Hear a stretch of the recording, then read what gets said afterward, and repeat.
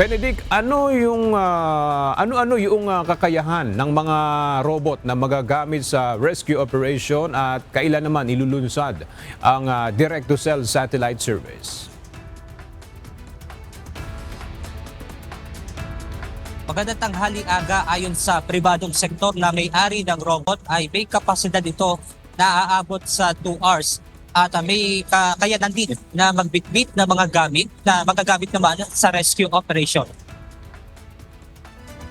Pinag-aaralan na ng Department of Information and Communications Technology ang paggamit ng rescue robot sa isang rescue operation ng mga otoridad. Ayon kay DICT Secretary Henry Aguda, malaking tulong ang nasabing rescue robot sa pagsagip ng buhay lalo na sa mga lugar na madalas makaranas ng mga sakuna. Sa ngayong taon naman, target ng DICT na makapag-deploy ng rescue robot. Kung meron kang rescue dog, Oo. eto, rescue robodog. Okay. Yun yung isa naming tinitignan. Ngayon pa lang, magtra-trial na kami. Kasi, alam niyo yung problema, dun sa naranasan ko sa South, pag bumagyo at bumagsak yung mga cable, Yeah. ng kuryente, Hindi maano yan. hindi mo malapitan kasi Yeah. hindi mo alam kung may electrocute eh. Masashock ka dun. Oo, eto susubukan na naming electrocute kung okay pa siya eh.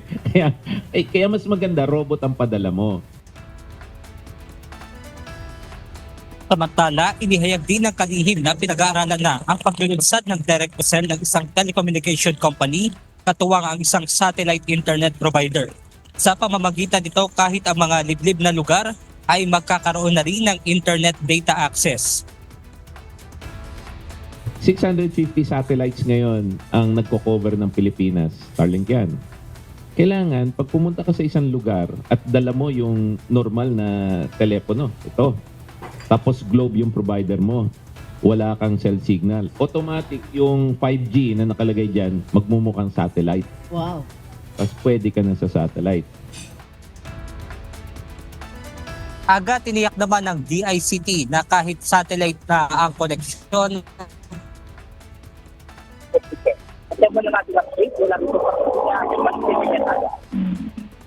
Maraming salamat, Benedict Samson.